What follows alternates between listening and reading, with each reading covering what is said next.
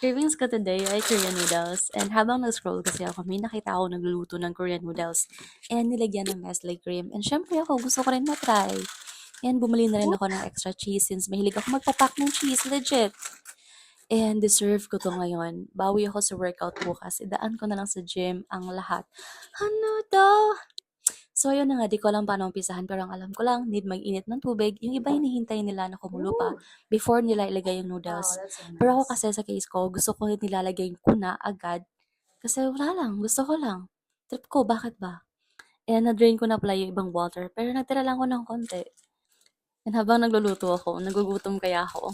Ayun na, mix in the spicy sauce from the noodles, and sagad natin. Di ako takot sa manghang. Inisa pa, sayang naman kapag may matira, di ba? I got so caught up in the moment that I forgot to take a video while I was adding the cheese. Goodness. But trust me guys, the moment na nilagay ko na yung cheese,